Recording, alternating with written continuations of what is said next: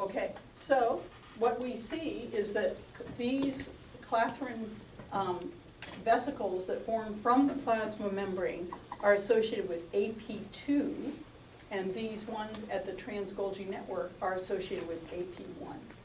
And if we, so let me draw that. This is, I have another slide. I'm sure I'll show you later. But if we think of it as a clathrin-coated vesicle, so this is forming from the plasma. Here's the plasma membrane, and we see. Remember that movie of all those clathrin triskelions coming on right here, forming a vesicle. That's clathrin.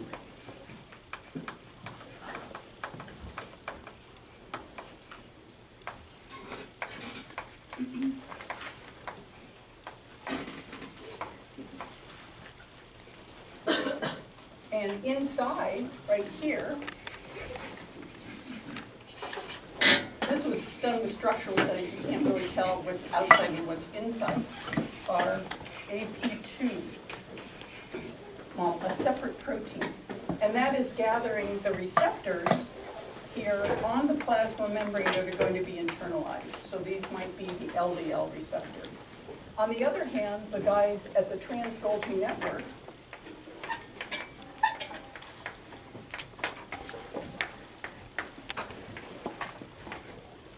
have, so if we think about these vesicles right here that are forming right here, we have clathrin making this little vesicle, and then AP1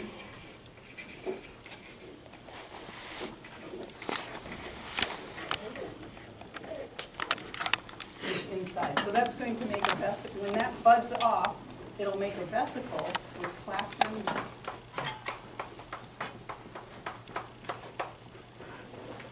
and AP1 on the, so the two-layer kind of vesicle with receptors on the, with TGN kind of receptors right there, and we'll see that later on. Okay, is that clear? Differences between clathrin and AP1 and clathrin and AP2 vesicles? It's the AP proteins in the case of clathrin that are responsible for choosing the correct proteins to go into the clathrin-coated vesicle.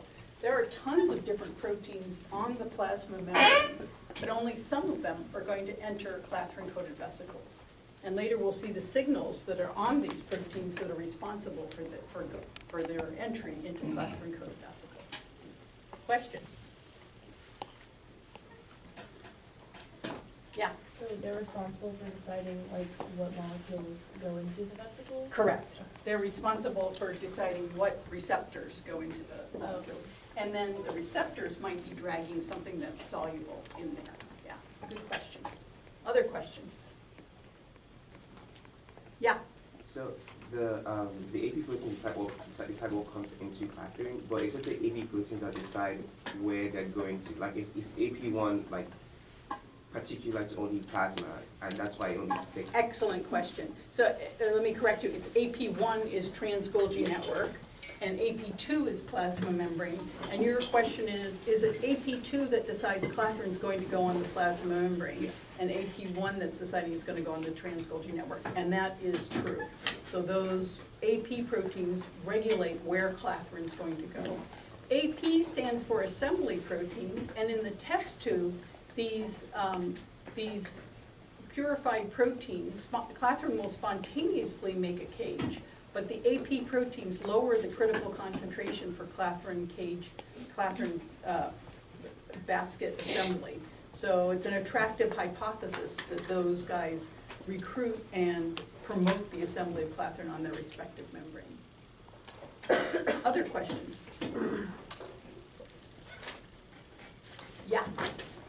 Are there, so say you needed to bring LDL to the Golgi, but then you needed to like bring it to the plasma membrane, like, so one set of clathrins would like take it on and then leave it in the vesicle, and then the other one would...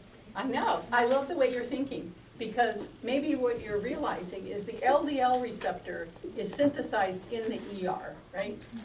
initially, because all the receptors on the plasma membrane are going to be synthesized in the ER. Then, just through the biosynthetic pathway, it's going to go through the Golgi, through the trans-Golgi network, and then end up on the plasma membrane in one kind of vesicle.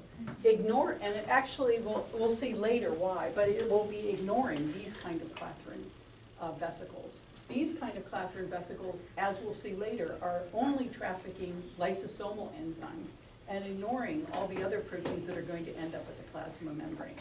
On the other hand, once the LDL receptor hits the plasma membrane, it will be internalized in these clathrin-coated vesicles, where it will drag along LDL, and same with the insulin receptor and everything. So the LDL receptor will concentrate in clathrin-coated vesicles on the plasma membrane, but will ignore the clathrin-coated vesicles on the trans-Golgi network. And why is that? That's because of these different AP proteins. So the AP proteins are choosing the receptors that are going to be concentrated. AP1 does not have an affinity for the LDL receptor, whereas AP2 does. So excellent thinking. I love the way you realized that the LDL receptor is going to be at the trans-Golgi network if you think back to its synthesis. Other questions? Okay, let's then go to a critical concept, and for this I want you to be really fresh. We're going to step back from this, and then I'm going to tell you how it integrates in this. And this concept we're about to broach is so important that it is going to be, we're going to hit it again. We're going to talk about it in everything that we talk about from now on.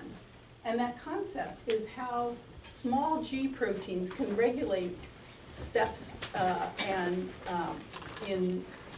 the cell. So it can regulate, the different small G proteins can regulate everything from nuclear import to membrane traffic to, we ignored the small GTPase, but there was one involved in SRP, the regulation of synthesis into the ER, all sorts of steps. And this is the first step that we're going to introduce this concept, and that's, I'm going to tell you how small G's work. So what do we mean by a G protein? How many people have heard of G proteins in signaling? Probably just about everybody.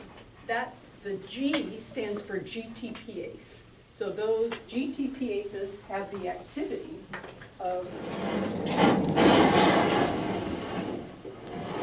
a GTPase is an enzyme, right? That will catalyze the reaction of taking GTP, which is abundant in the cell, and making GDP plus inorganic phosphate. So that's what it'll catalyze. Just like, completely analogous to the way an ATPase will take ATP and make ADP plus PI. So that's what a GTPase does.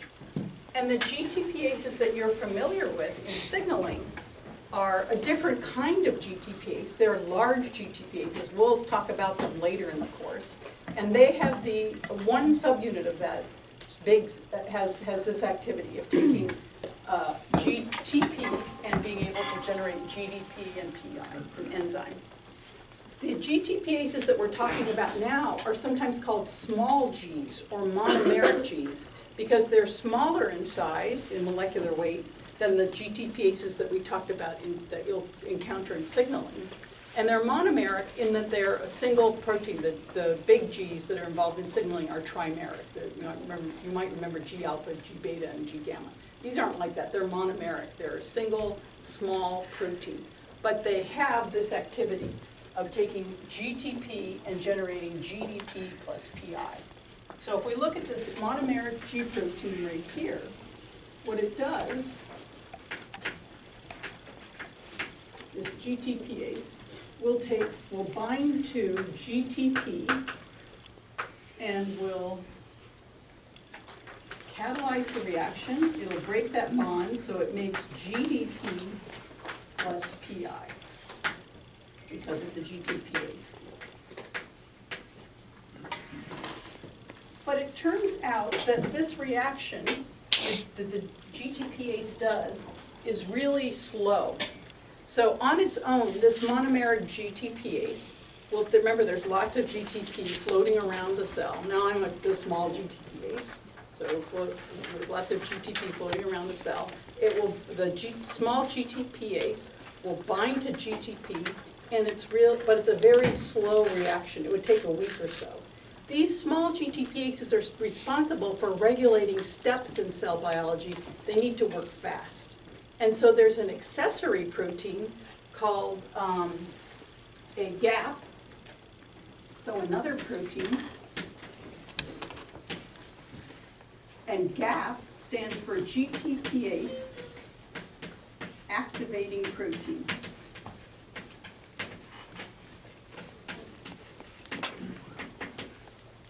GTPase activating protein, or GAP.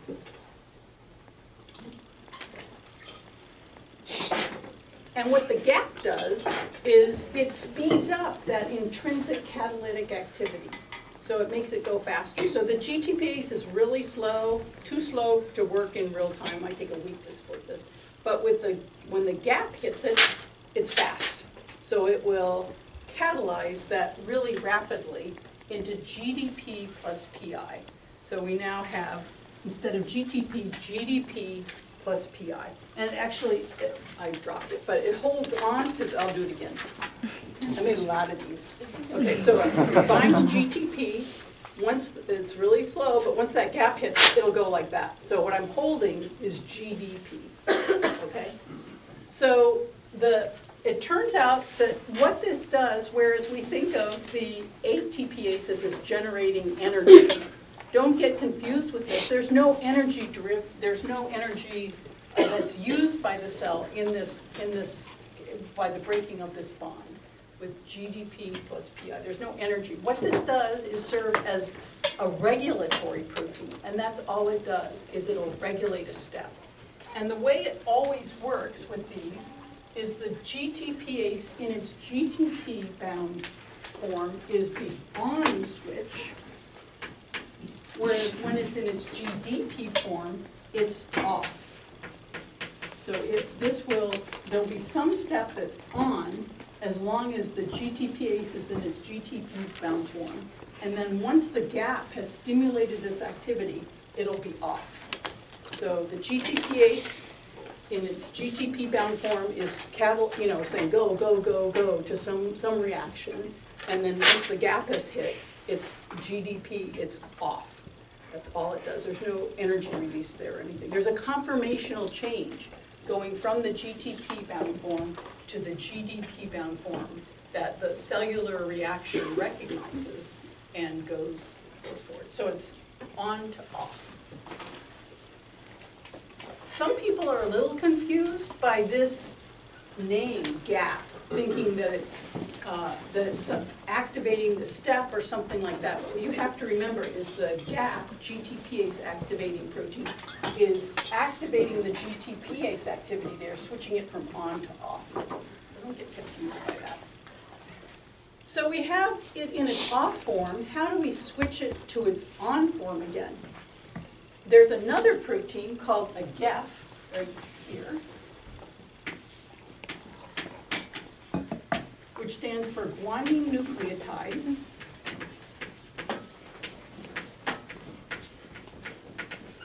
And remember that GDP as well as GTP are guanine nucleotides, two different forms.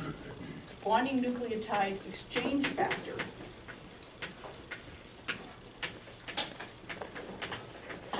Guanine nucleotide exchange factor. So this is another protein that controls this step. And so what the guanine nucleotide exchange factor does is it's simply an exchange. So I'm the GTPase, I'm holding GTP, I'm in the off form. There's no phosphorylation or anything like that of this GTP while I'm holding it. Instead, the guanine nucleotide exchange factor comes along and exchanges the GDP for GTP. And then in the cell, there are enzymes that can build up that GTP, GDP into GTP again.